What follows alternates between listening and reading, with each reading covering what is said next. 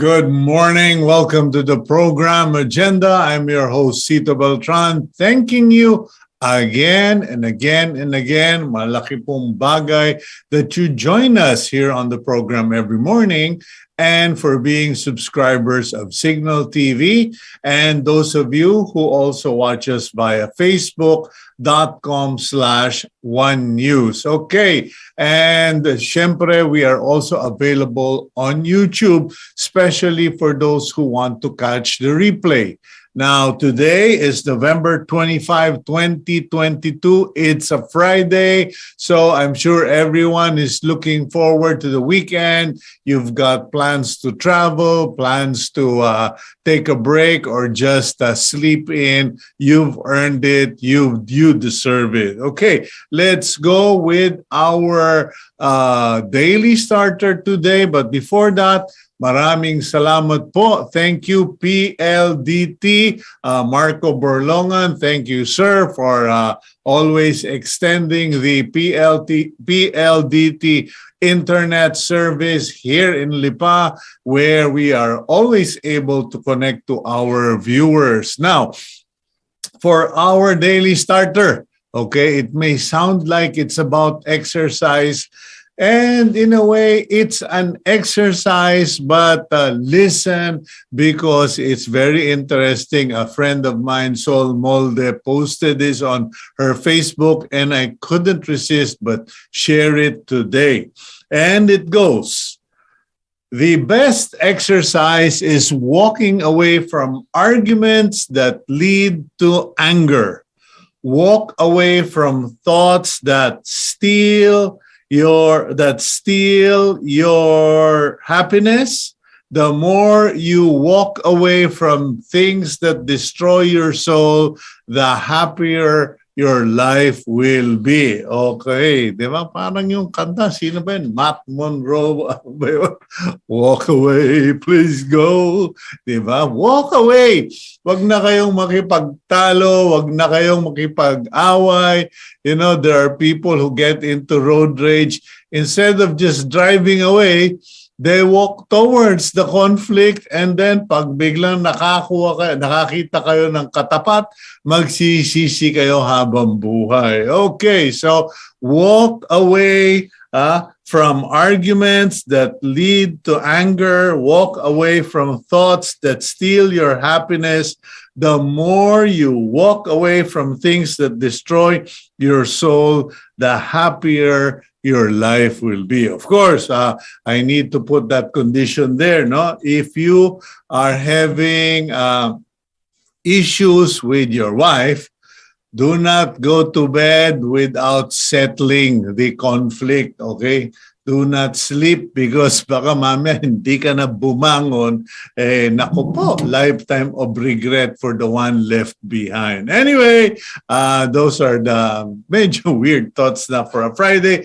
Let's go to the front page of the Philippine Star. The headline for November 25, 2022, Philippines sends note verbal to China over seizure. Pinag-aawayan na yung kalakal, okay? The Philippine government has officially sent their complaint to the Chinese embassy over the forceful seizure of floating rocket debris by Chinese Coast Guards from the Philippine Navy near Pag-asa Island. Okay, yan na po yung front page ng headline ng Philippine Star, and on the center page, there is a photo related to those protests where fishermen, including those from Masinloc, okay, staged a rally at Liwasang Bonifacio in Manila yesterday, asking the Philippine government to take action and assert the Philippine sovereignty in the West Philippine Sea. They claimed harassment from Chinese vessels preventing them from entering prime fishing waters near Scarborough Shoal. Ang problema, while the United States and other supposed allies keep saying, we support you, supportahan taka, wala. Okay, wala namang nangyayari.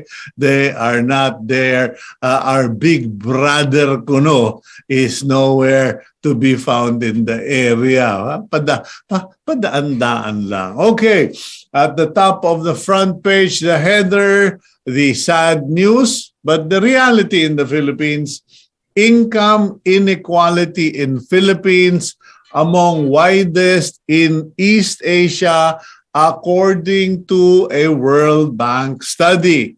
A report was recently released by the World Bank where it indicates that while efforts at reducing poverty has made a difference, the sad news is that a very small population of the Philippines controls 17% of the wealth of the nation, while the lowest, the poorest of the poor is so many that they barely get anything. Ano pa ba? Totoo naman. Okay.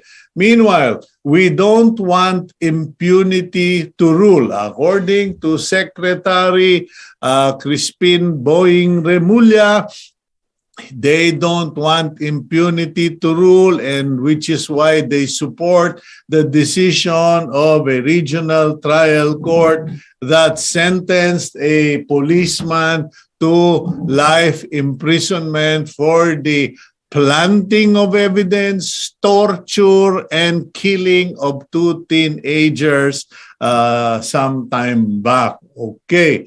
Meanwhile, hospitals want extended COVID state of calamity. The Association of Private Hospitals or Private Hospitals Association of the Philippines Incorporated, through its president, Dr. Jose Rene de Grano, has expressed their wish or their hope that the COVID state of calamity will be extended for at least until the first quarter of 2023, because there are still a lot of cases and there is a potential for cases to surge during the Christmas holiday, New Year, etc., when we all return and converge as families. Because to them, the state of calamity makes it easier, faster, quicker for government to lend assistance and to release finances to supplement the treatment requirements in a surge. Okay. And the NBI has been told by the Secretary of Justice, contact the relatives of Bucor official Ricardo Zulueta to determine where he is or his whereabouts. Naglaho po na parang bula. Ricardo Zulueta, Bureau of Corrections official, disappeared nearly a month ago, and to date, no one has an idea where he is. They can't send the subpoena, etc., etc. So, ayun. Pinag-utusan na po ng DOJ Secretary ang NBI. Kausapin nyo yung mga kamag-anak incorporated para malaman. Okay. Former PSAM chief tapped for top PhilHealth post. Ayan na. Okay. Former PSAM top executive Emmanuel Rufino Ledesma Jr., okay, former chief of the Power Sector Assets and Liabilities Management Corporation, has been chosen to lead the Philippine Health Insurance Corporation, the state-run insurer that is hounded by so much issues or accusations on corruption. Hindi ko masabi kung hindi ko alam kung sasabihin natin condolence or best of luck, but you are going to have your hands full. Sir, I wish and pray for the best for you and for your family. Okay, reformist Anwar named Malaysian Prime Minister. Okay, finally, kasi nagkakagulo po sila doon sa Malaysia for extended period. They couldn't get along or agree who would be the Prime Minister. Well, apparently the reformist Anwar, okay, wait a minute, bakit ayaw makisama nitong aking screen? Anyway, so was selected. Meanwhile, the photo next to that story is a photo of the cabinet meeting, President Bongbong Marcos meeting with his economic team, including NEDA officials in Malacanang, where they approved a 7-year program to address issues on fishery sector, poverty reduction, food security. The NEDA board also endorsed an executive order temporarily reducing the tariff rates on certain electric vehicles to zero. And speaking of tariff rates and reduction, tariff collection suspended to cut electricity rates. There is such a thing as feed-in tariff allowance or FIT-all that the Energy Regulatory Commission is suspending for the next 3 months. ERC Chairperson Mona Lisa de Malanta yesterday said the commission has deliberated on the matter and a resolution to suspend FIT-all charges is currently being crafted. Kung kayo nagtataka, ano ba itong FIT-all? Well, it is controversial in the sense that it is a tariff that you and I pay, which is given by the government to companies who put up renewable energy projects or businesses. Yung mga solar farms, wind farms, etc. They get a small portion, okay, of what we pay to help them in their undertake. Kumbaga, pumasok sa negosyo, tayo pumupondo, wala naman tayong shares. Okay, and last but not the least, okay, we have 2 photos at the bottom of the Philippine Star. One featuring Senator Ronald Bato de la Rosa visiting the 28th Defense and Sporting Arms Show at the SM Mega Trade Hall in SM Mega Mall. And yan na po, para sa mga mahilig sa bangbang, ayan, yan ang inyong trade fair. Okay. Last of all, the facade of Binondo Church, also known as the Minor Basilica and the National Shrine of Saint Lorenzo Ruiz, is lit in red the other night in commemoration of Red Wednesday campaign to commemorate Christians who have been persecuted for their faith. Ayun. Please say a prayer for those, and because up to this day and age, there are many believers, Christian believers, who in many countries, particularly in the Middle East or in predominantly non-Christian areas, who are persecuted, who are beaten up, who are thrown into jail, and even in many parts of China, they practice their faith underground. So kung kayo dito sa Pilipinas, you are able to worship, read your Bible in peace, be thankful, grateful that it is not with threat of going to jail. Okay, let's now go to the main part of our program, the interview. Medyo nahihiya po ako sa ating may interview because in spite of her medical challenge of rhinitis, allergy, ubo, etc. Nako, talaga naman po, she's joining us so that siya para bawal daw absent sa agenda, okay? But because if she didn't come to the program, I would be talking to myself and interviewing myself for the next 45 minutes. Okay, Gabriel, roll out the Betamax. Lotis Ramin serves as the country president of Astrazeneca Pharmaceuticals, Philippines. She is the first Filipino woman to hold the coveted post. Ramin is also the president and board of trustee of the Pharmaceutical and Healthcare Association of the Philippines. She was recently awarded with the Inspiring Filipinas Special Recognition by the Philippine Center for Entrepreneurship. Good morning, Miss Lotis. Welcome to the program agenda. Thank you for joining us and saving me from having to interview myself. Good morning, Cito. Thank you so much also for having me. Okay, now let's get on with the program. As the introduction pointed out, you are the first Filipina country president of Astrazeneca Pharmaceutical Philippines. Now, Astrazeneca always rings a bell because many people who didn't know Astrazeneca before now immediately recognizes your company because of the vaccines.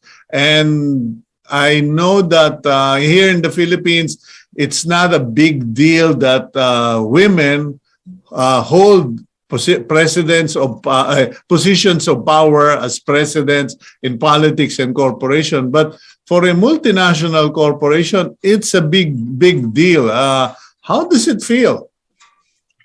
Well, thank you, Cito. It feels, of course, it's a very meaningful experience, right? Because to me, my whole career has been a journey. And if I may share with you, I started a significant portion of my career in marketing, and in pharmaceutical, about 17 years. So as a brand manager, I would always ask for different assignments. When I feel I've already accomplished my goal, I would ask for, a new assignment, a new brand, just to make sure that, I continue to learn. And then within that same scope, I was given a role in Asia area to lead a portfolio, regional marketing for a portfolio. That was in 2012.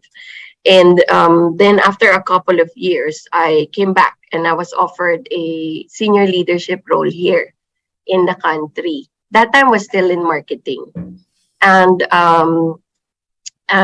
so I did that role for another 2 years, leading the whole marketing team. But then after that, I said, I think I'm ready for a bigger challenge. I want a more diverse experience. And so I was fortunate that I was given a more challenging role, which was leading a broader team, both marketing and sales. So it has a lot of people leadership responsibilities. And so while that was very challenging, I found it meaningful because that's where I really honed my skills as a people leader. And then in 2019, Cito, while I was in that role, our former president, who was Singaporean, I found out that he was moving on, to a new role. And so I asked myself, gusto ko ba to, right? Is this what I want?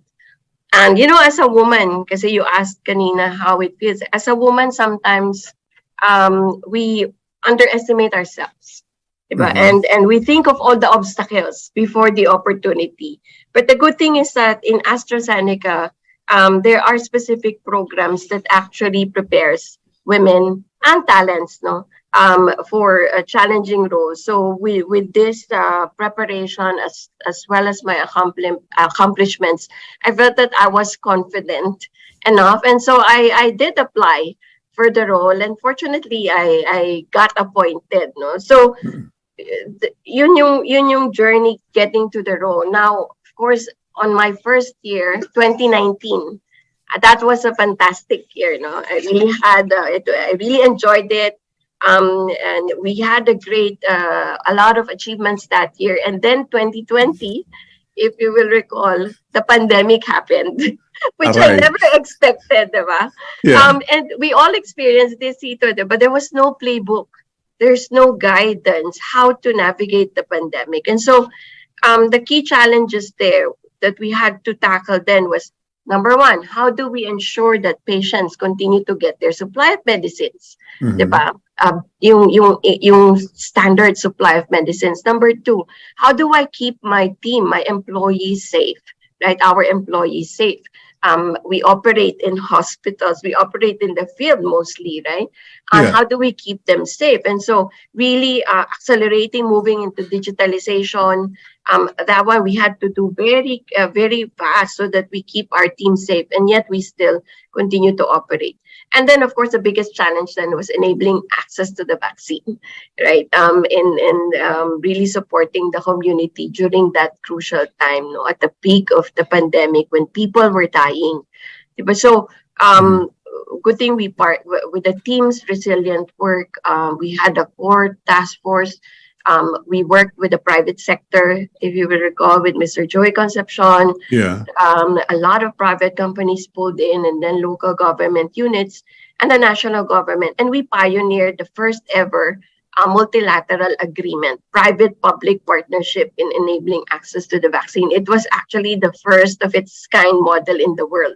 No, kasi everywhere else it was, single party that was driving it. But here nakita mo talaga yung power ng public-private partnership. So indeed, it's while it was very difficult, it was truly a meaningful experience. So I going mean, back to it's not something that you just talk about in passing, because before all of that, the relationship of government and the pharmaceutical companies, there was this mistrust, etc.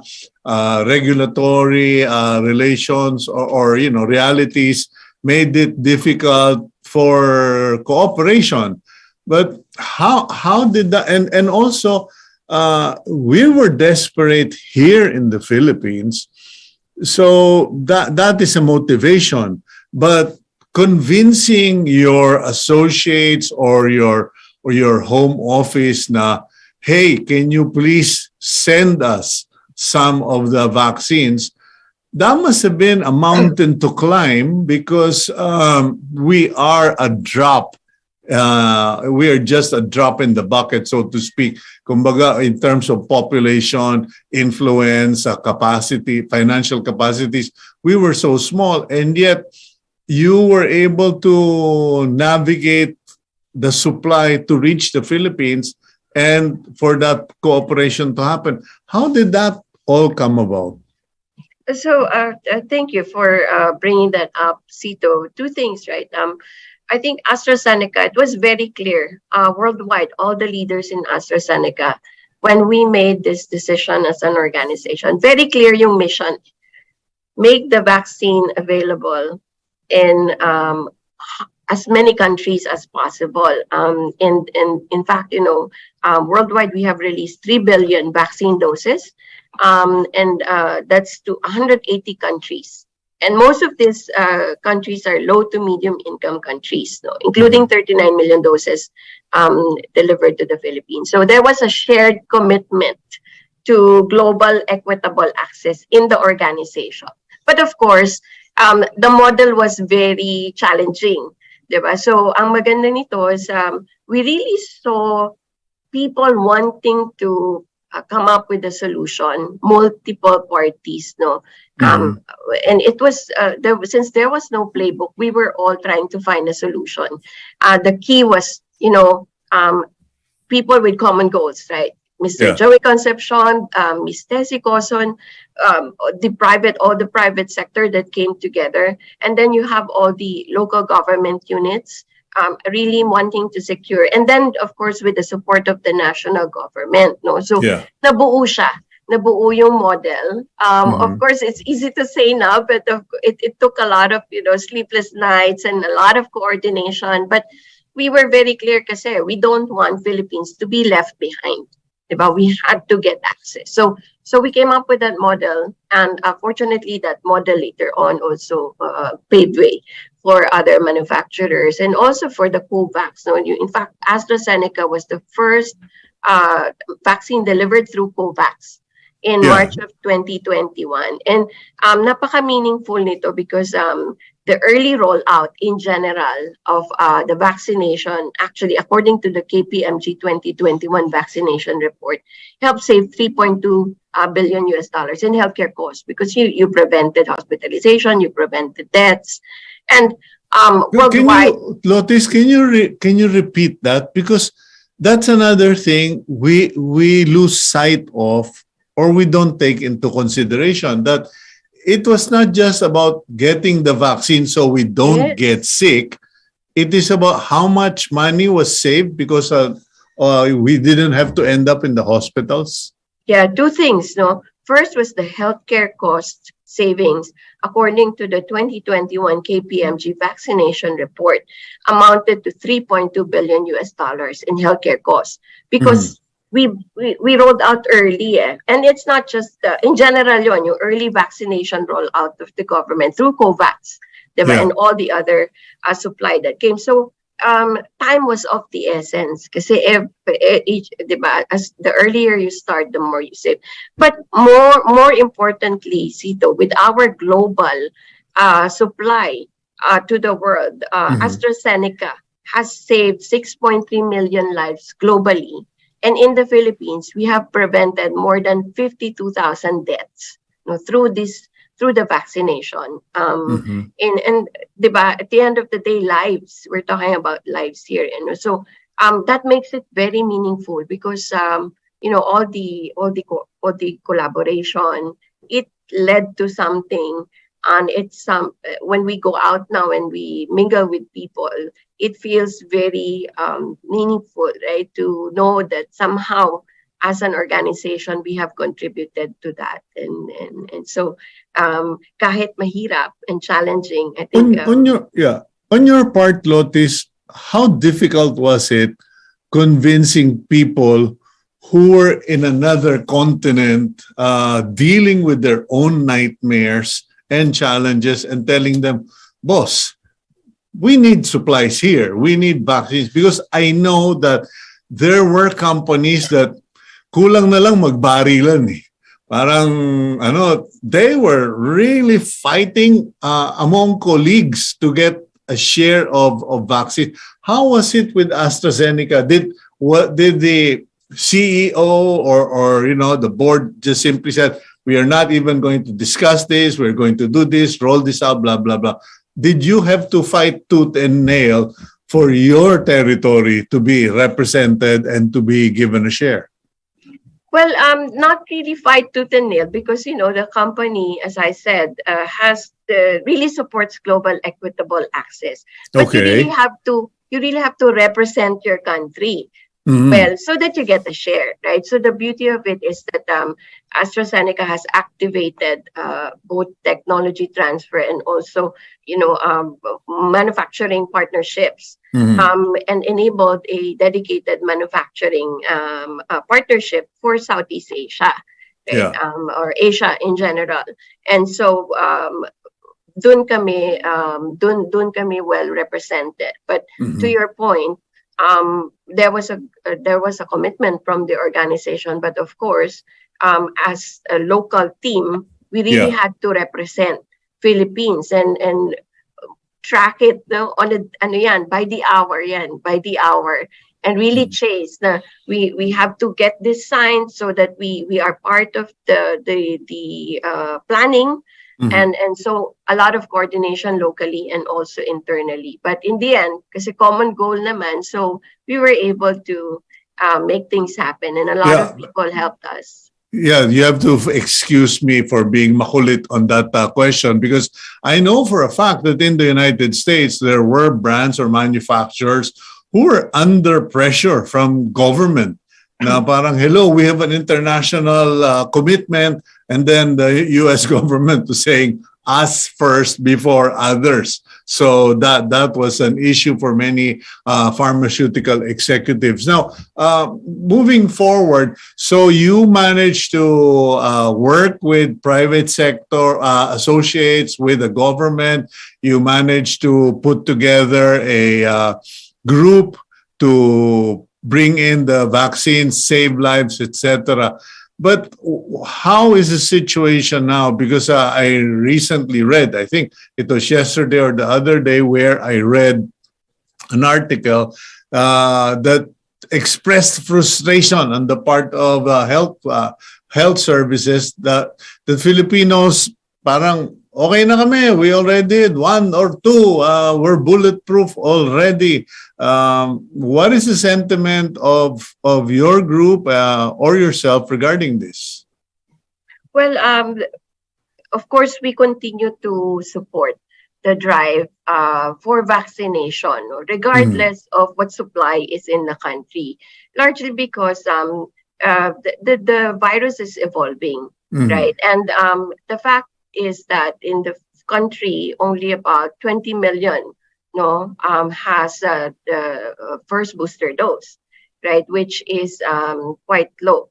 And so it's important to continue to drive this campaign, which I know the Department of Health is also driving. And it's important to note, Cito, that the WHO Strategic Advisory Group recently released a statement that says and recommends countries that have used both inactivated or mRNA as primary doses to continue to use viral vectors such as AstraZeneca vaccine or mRNA as a booster dose. So it's about really encouraging more people to get boosted because the virus is evolving and we have to continue to stay ahead of the virus. So yun yung kailangan talagang pagtulong-tulungan na drive as a campaign. Okay, we'll go for a quick break, Lotis, and when we come back, I'd like to shift now towards AstraZeneca as an organization, as you represent them locally, and where are you headed? What's in store? What's on the pipeline? And more of that here on Agenda. We'll be right back. Please stay with us.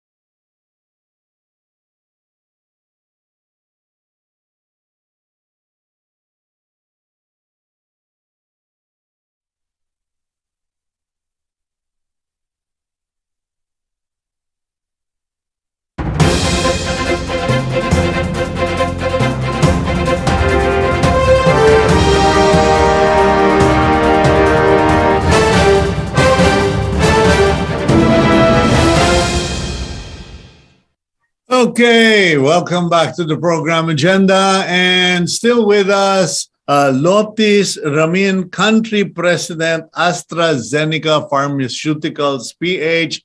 Welcome back, Lotis. Now, you are the first Filipina president, country president of AstraZeneca. Are you also the first Filipina country president for all other companies? Meron na bang naging Filipina country president or ikaw pa lang? I believe meron naman, Cito, which is good, diba? For more Filipina women leading a big corporation. So, but for AstraZeneca, it's a first, which is also a good, paving the way for other Filipino talents, I believe. Okay, you've traveled abroad. You've been assigned to posts abroad.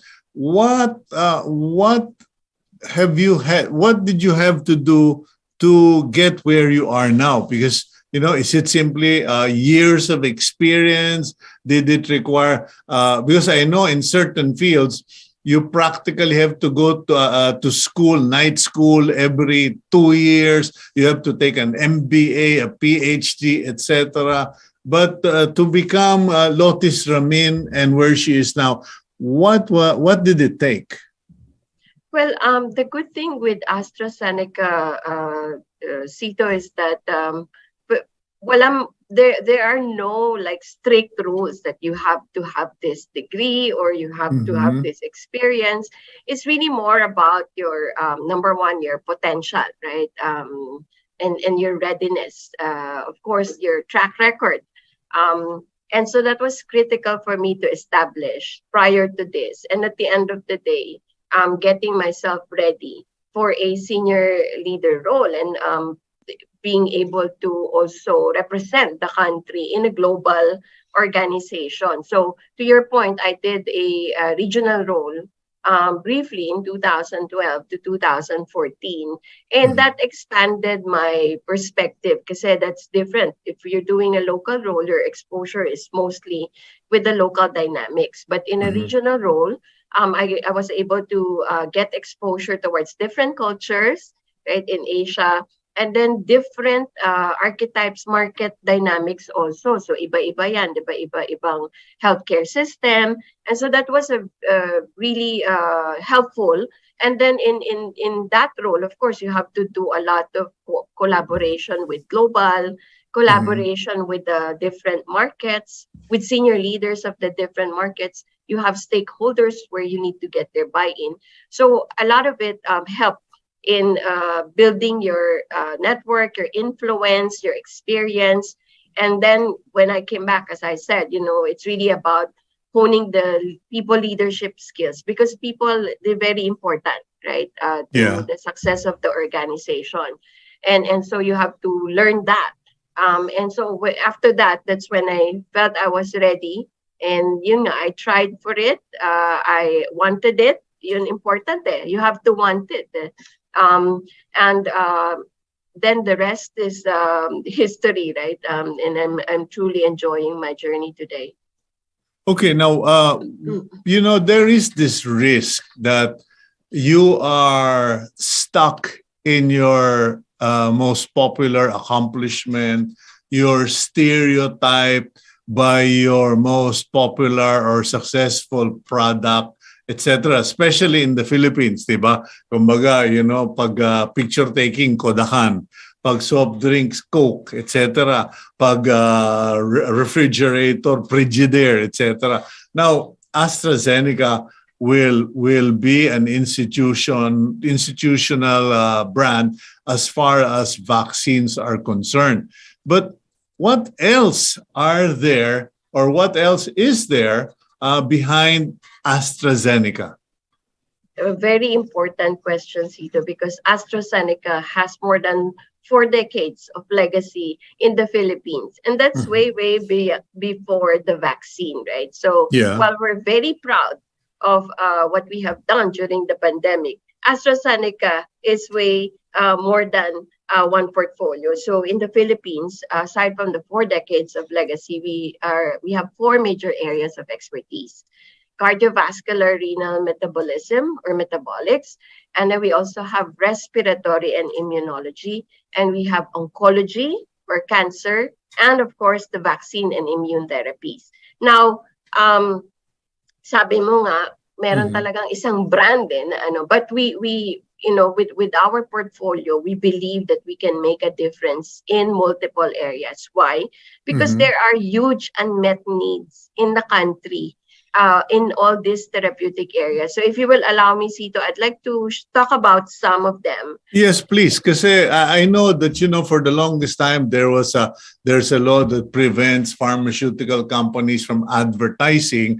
Pero if you buy the product every day from the store, you will always know the product, except that in this situation, the company has become more popular than the product. Ang bigat na ng AstraZeneca. Which is good in a way because it opens a lot of door. Right now, it's up to us what to do with it. But Yeah. while without really going into brands, I want to focus on the diseases because these are burning platforms. Number Mhm. one, no, oncology, lung cancer. In oncology, we cover a lot of areas: breast, prostate, ovarian. But let me zoom in on lung cancer. Worldwide, 1.8 million people die each year. And in the Philippines, lung cancer is the number one cause of cancer death. No, the issue here, the gap here is that usually late na diagnose yung patients, advanced Mhm. stage na. And so it becomes, very difficult to improve the patient's prognosis already.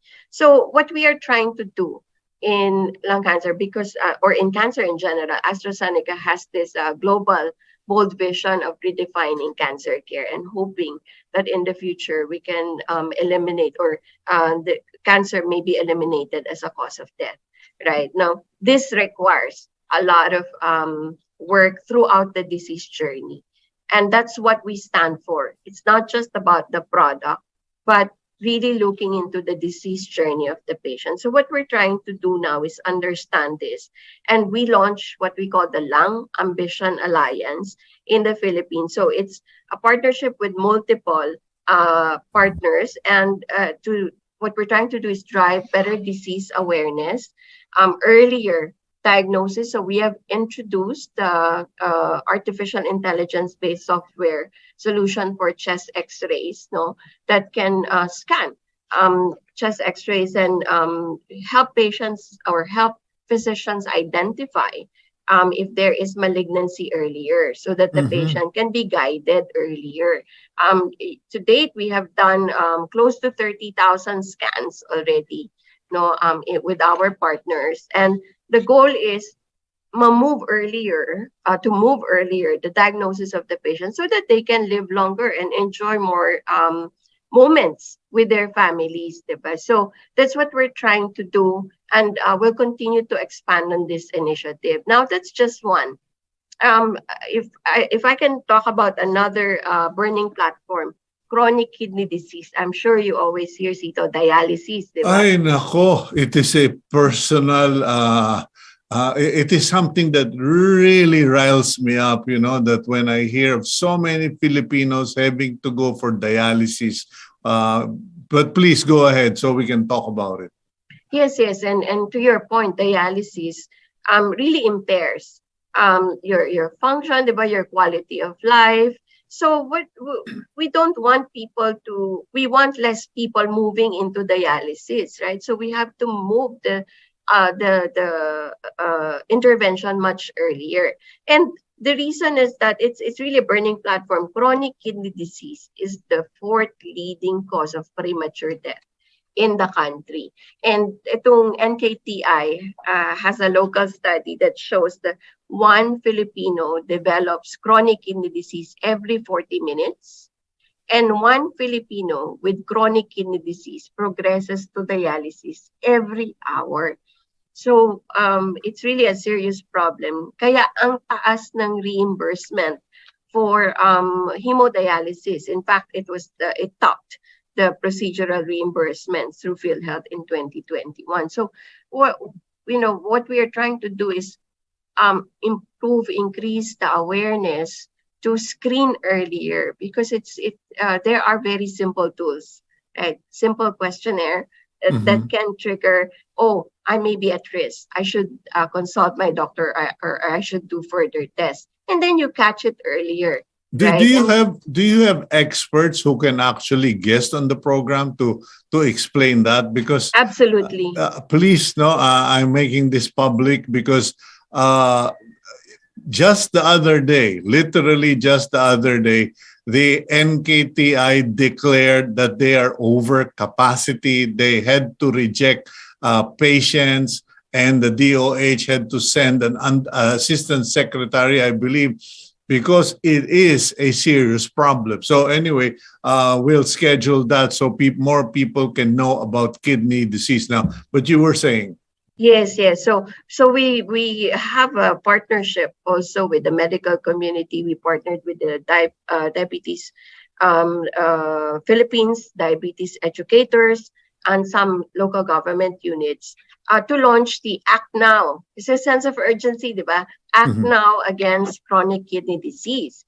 And the goal is drive disease education, patient and physician awareness, as well as early screening. So this, in fact, is happening, and I will relay and coordinate also, Cito, if we can have an expert Mhm. to talk about this further, because indeed it's a very important topic. And to date, no, we have already screened more than 300,000 patients for chronic kidney disease, and hopefully, with all this collaboration happening, more and more patients can be screened earlier. Yung mga stages yan, stage 1 to 5. So Yeah. if they're diagnosed earlier, then there's earlier intervention. Mas ma-improve yung outcomes for the patients, and hopefully prevent dialysis or delay dialysis and prevent kidney transplant. These are all initiated by AstraZeneca. Yes, pero we're partnering also with medical communities, Yes, yes. medical associations, and marami. Like as I said, we've introduced artificial intelligence. Yeah, So but we're what were the initial results? I don't know if you have the data or you're familiar with the data, but of the 300,000 plus that you've screened, uh, did you get a good picture or was it scary? well. It is scary because usually it depends on the test, but between 20 to 50% would be at risk, right? And so, kasi Mhm. if you have hypertension, if you have diabetes, this increases your risk for chronic kidney disease, particularly hypertension. So they look at all these factors, and then it determines if you're at risk. Pero it's not really, it doesn't have to be alarming immediately. Kasi Mhm. if you're diagnosed earlier, then mas maaga yung intervention, Well, and okay nang tawagin nila akong alarmist. I will alarm them. If that's the only thing that can save Filipinos, because most Filipinos don't understand when we talk about diabetes, we talk about hypertension, and then may gamot naman sito, no problem. And then when they end up with the dialysis, dapat nakinig ako. And unfortunately, anyway, that's a different topic altogether. Sorry for me no venting my worries. frustration. But okay, so you're doing that program. So you have the one on lung cancer, and then now you have this on chronic renal Disease. failure or renal disease. What other platforms do you have? Also with respiratory, so asthma. This one we're focusing more on education talaga, Mhm. awareness campaigns. Another burning platform, kasi 1 out of 10 Filipinos are suffering from asthma, right? And based on a global asthma report, Philippines has second highest mortality from asthma in the world. Second highest? Second highest mortality. And next to Fiji, as I understand. So Mm-hmm. if you think about it, sometimes our impression, diba, asthma is such a simple disease that's so easy to treat, right? Yeah. Ang daming options. So the fact that, there's still a lot of people dying from asthma, it's also a burning platform. So here we're just starting. We have implemented a disease awareness campaign. We also have a social media platform called Breathe Better, where we conduct lay fora more on disease education. It's really Mm-hmm. about making people aware how to better take care of themselves. And these are just a few examples, Cito. There's a lot of things that we are doing because we look as our approach is beyond the pill. We look at the disease journey and we try to understand where are the gaps, and then we form solutions or partnerships to come up with the solutions. Most of the time kasi the attention is all just on the medicine. Actually, Mm-hmm. before you reach treatment, there's a lot of challenges the patient goes through before That's an they. interesting statement, Lotis, because in the past, the critics of medicine and pharmaceuticals has always been saying, they've always said, interesado lang kayong makabenta ng gamot, etc. You're just, merchants of chemicals, etc. But on the contrary, you're not the first pharmaceutical executive who's actively promoting preemptive practices and awareness. And it's good to know that AstraZeneca is active on that because, ladies and gentlemen, please allow me to say this. When my daughter Hannah was about 2 to 3 years old, my poor wife had sleepless nights. We went through so much stress because she had asthma, and we had to find this special inhaler or device that a child could actually use and you could spray because hindi sila marunong doon sa inhaler, etc. And it can be traumatic, and a lot of people don't understand that it can ruin a child's future. Asthma can ruin a child's future. Ako ay lahi ng mga hikain, and sorry for my daughter, she got it. So I just want to put that there. It is crucial that we learn as much about these things. Anyway, you were saying.